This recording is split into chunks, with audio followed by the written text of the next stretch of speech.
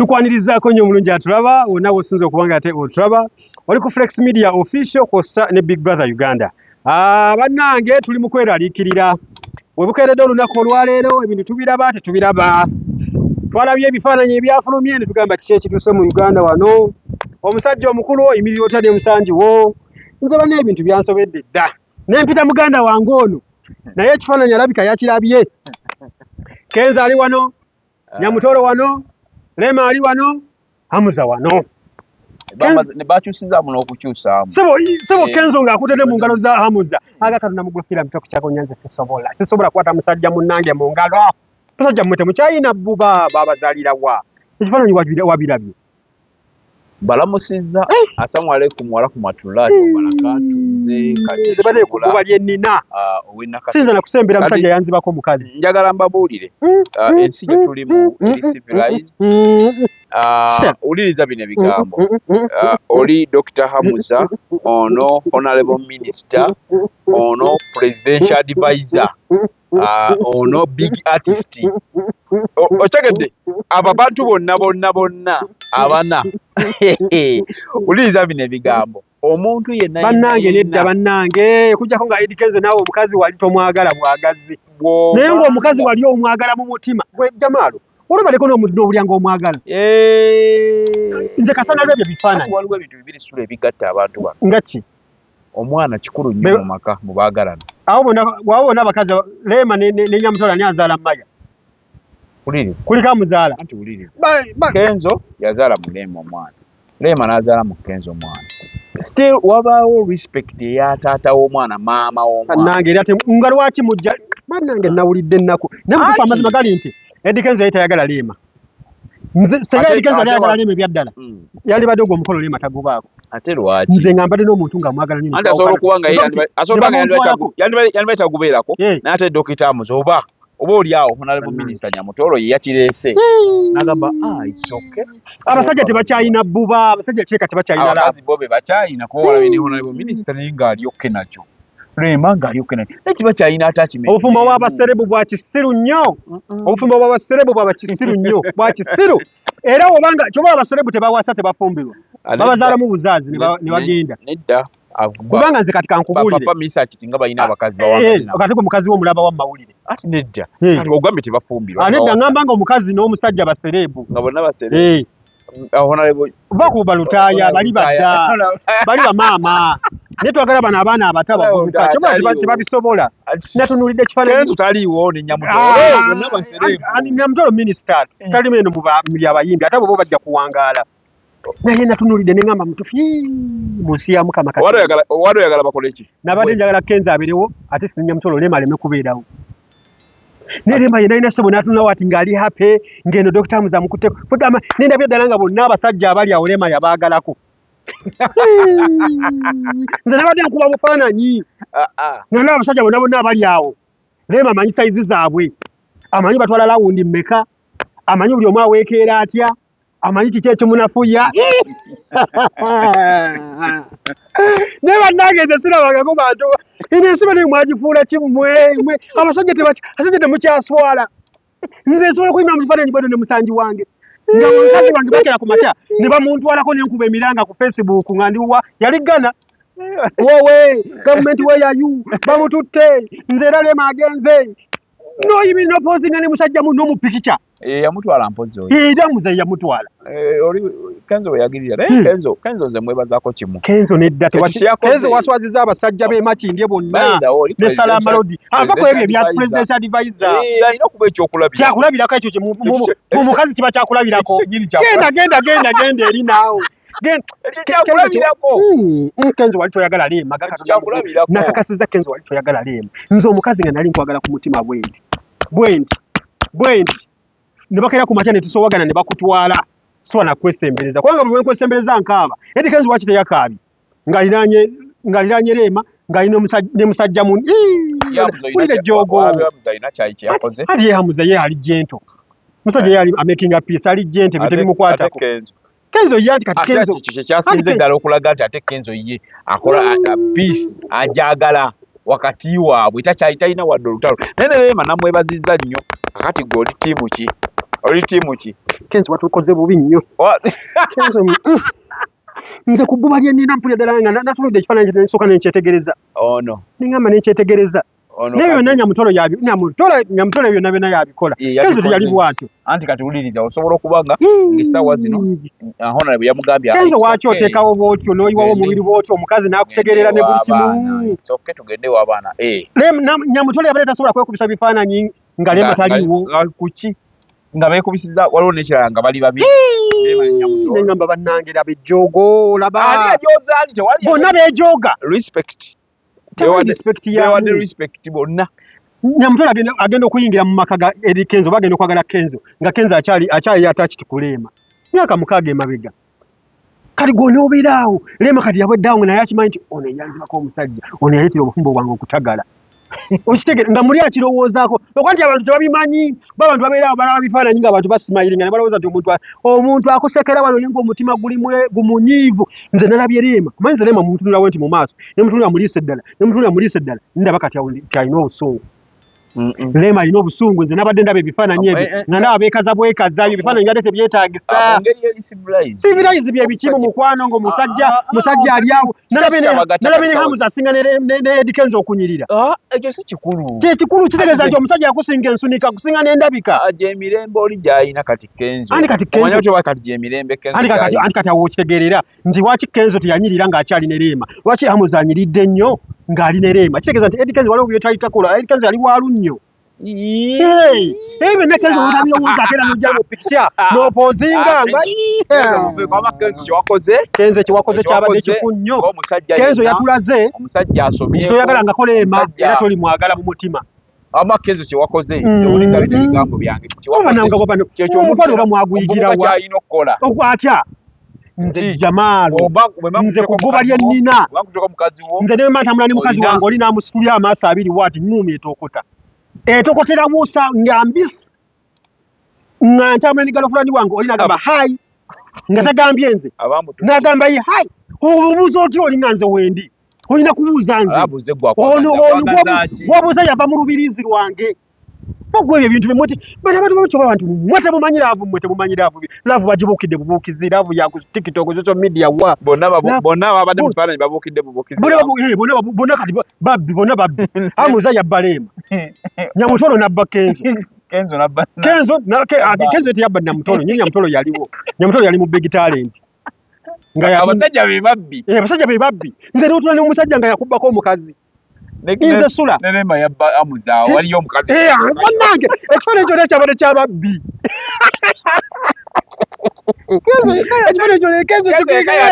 ate ne Kenzo naleka ayinza okuba Nyamutolo ate Nyamutolo yazaliddwa kyogamba Kenzo atya naawe twala eri kyogamba Kenzo yasoose ku Nyamutolo era naye alina okuba alina gye yamubba ekifaananyi kyonna nenkiraba bantu baseka naye nga nze ndowooza ku bubbi obubbi bwa laavu obubbi obufere bwabadde mu kifaananyi nze natabusise time nga ndaba Hamuza muwanvu nnyo Hamuza anyirira nnyo Kenzo ng'alinga mwana ku Hamuza bane Hamuza alabika bulungi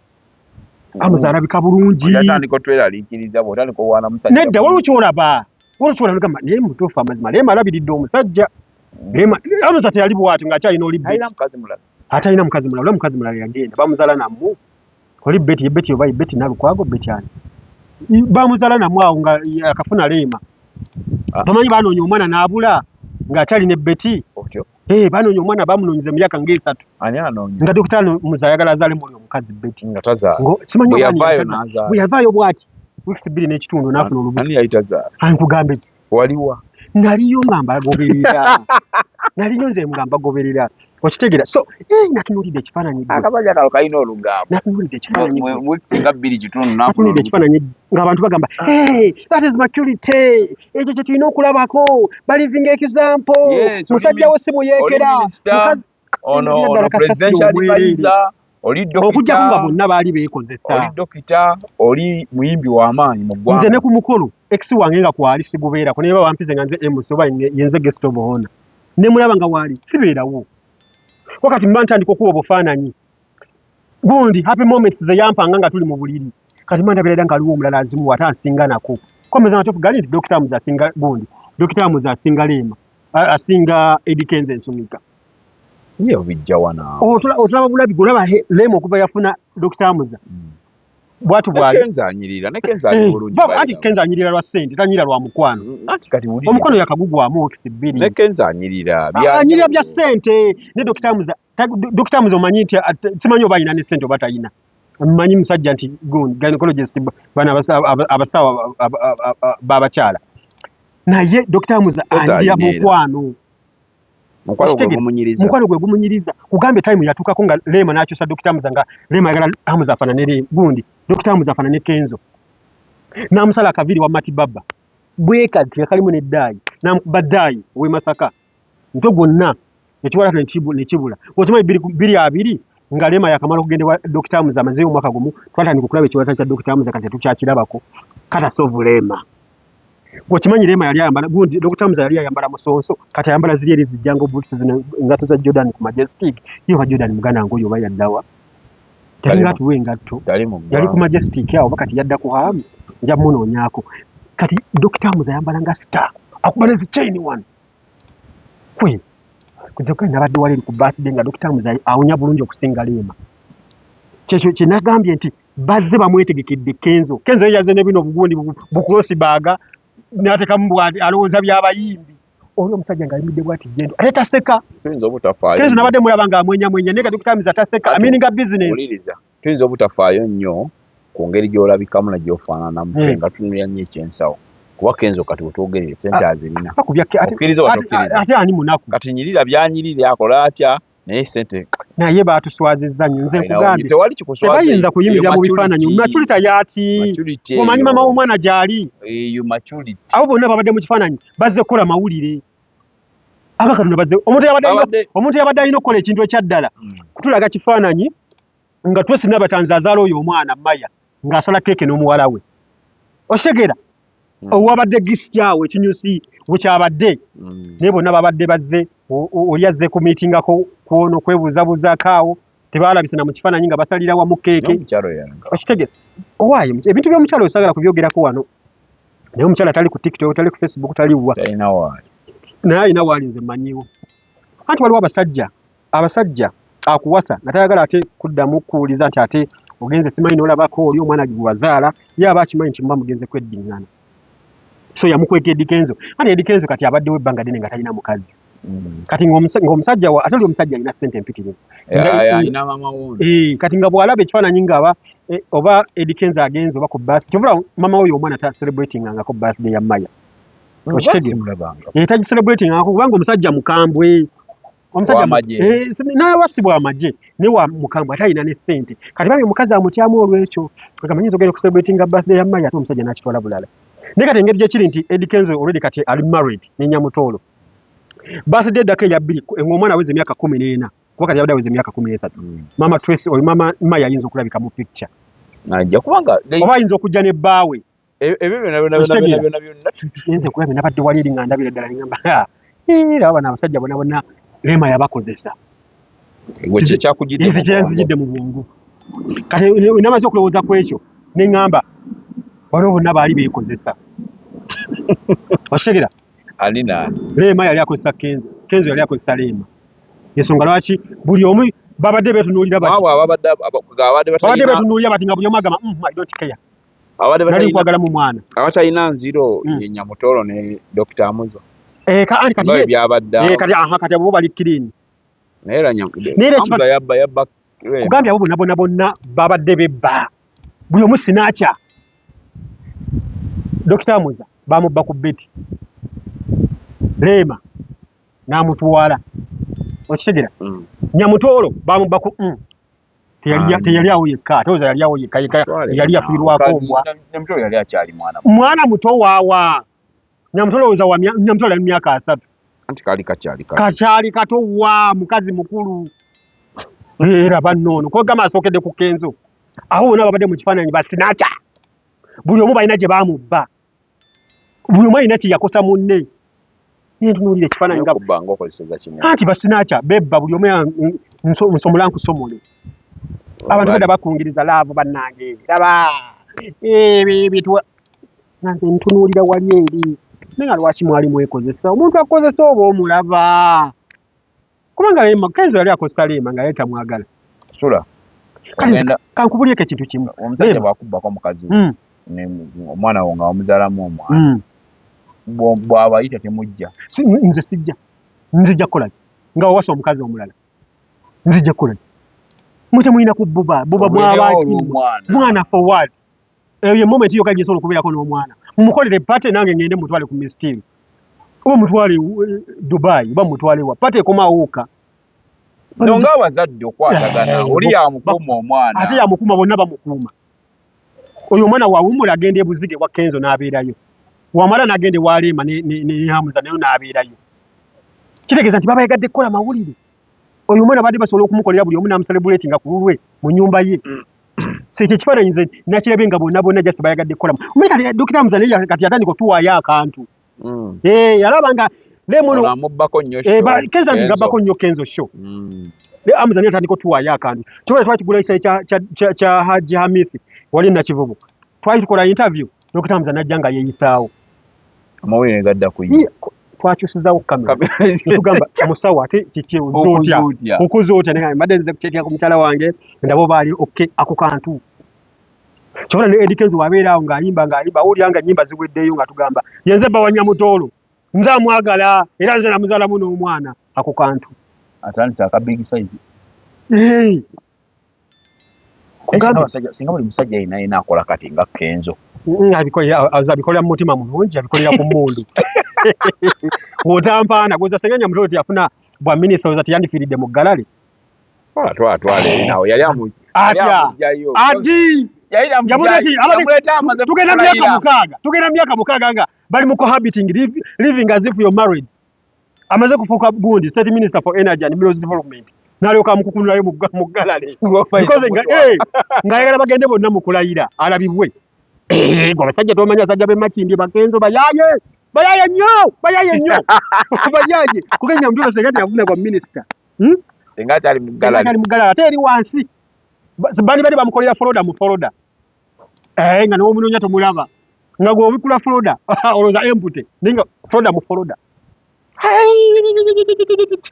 gwe bino ebya industry tuyinza kubitegeera bambi nga tetunnagenda wala waliwo producer afudde kitalo tujidde ku mpewo bamuyita Mukisa Elisa abangi tumanyi nga Skills on the beat Skills afudde Skills abadde mulwadde mabegako myezi nga 6-7 abadde atawanyizibwa n'ekirwadde ky'ebiragalalagala abadde anywa nnyo enjaga enjaga yali yamuggyako ne bamulwanako nnyo namutwalako ku mulihabu n'abadde nga ateeredde kati ekimbe kyazze ne kimukuba omulundi gumu namudusaawo ekiruddu weyafiiridde Skills akoze ennyimba nnyingi akatijjo babalita nani enyimba za babalita zonna Skills yabadde nga azikola waliwo n'oluyimba lwe bayimba ne Fiye babalita ne Fiye tondeetekako katijjo yabadde azikola nyimba za Dr. Brain nyimba z'aba Voltage Music singa zonna Skills on the beat yabadde nga akola ki yabadde nga azikola so omwana oyo bambi afudde ekitalo nnyo mugenzi Mukama agulamuze ekisa tukoma awo ndowooza naye nze Kenzo bye yakoze like okubeera nga akkiriza ne babeeraawo mu happy moment n'akwata mu ngalo Dokita Muza Lema nga waali awo Lema nga waali awo Nyamutoolo nga webali awo ate ne Nyamutoolo naye tumwebazemu yali muwagizi wa Lema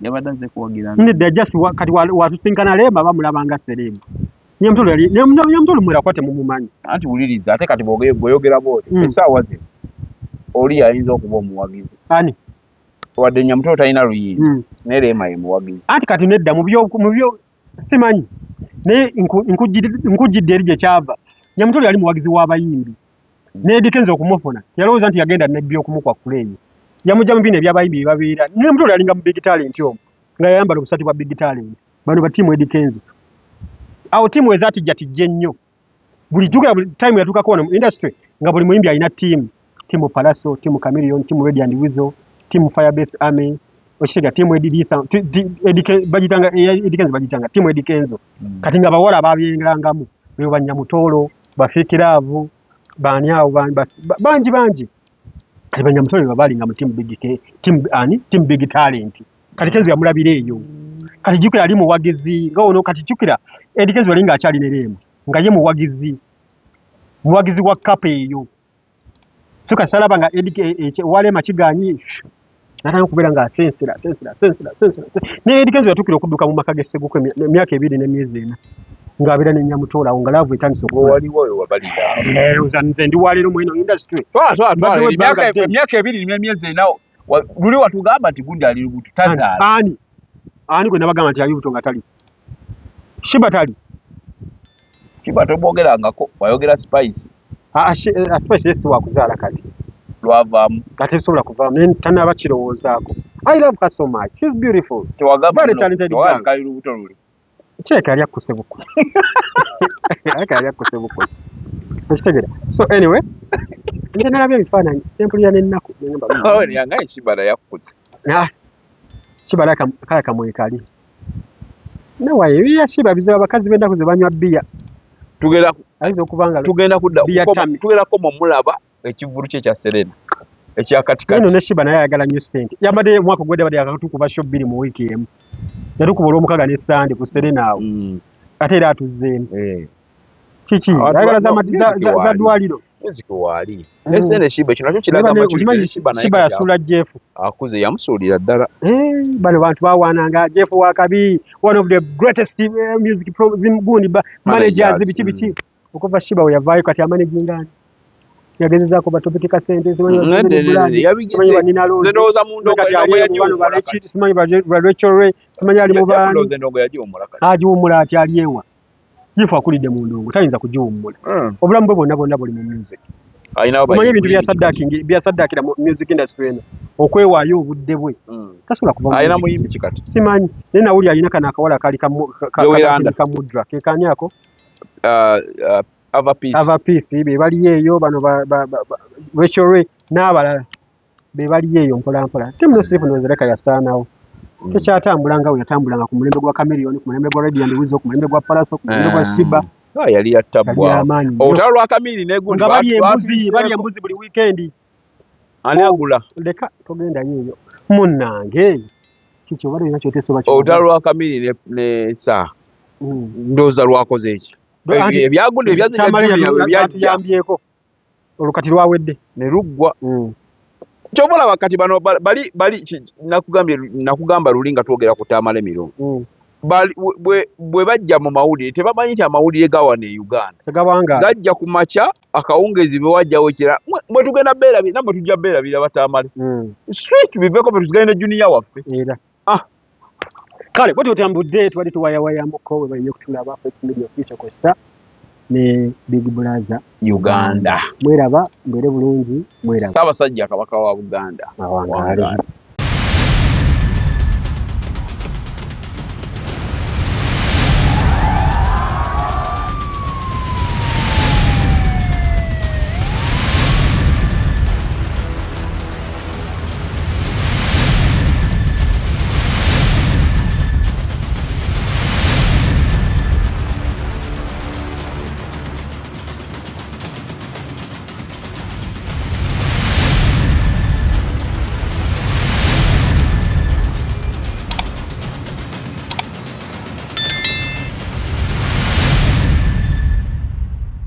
gwe omuzadde eyitaze essomero erigenda okubangulira omwana wo nga muyiiya mukozi ate ayite ne first grade katukwanjulire Shehan Standard Day and Boarding Primary School abagenda okuteeka ebyensoma by'omwana wo ku mutendera ogusingira ddala empisa eddiini ebyemizannyo n'obuyiiya bwonna tubikulembereza ddala ng'ate ebyokulya n'ebyensula bya mulembe ddala tulira n'entambula eri abayizi abaviira ewala gwe ate omuzadde eyandiyagadde omwana wo okuyita ne first grade totunula obulala wonna okwewandiisa kugendera ddala maaso okuva ku nassale paka ku kibiina ekyomusanvu day ne boarding ng'ate n'ebisale birungi ate bisobokera ddala jjukira nti requirements zonna omwana wo azisanga ku ssomero tusangibwa Lubaga mu Bulwa zone okuliraana 24/7 motel gwe ayagala okumanya ebisingawo tukubire ku nooti 773 773 359 ne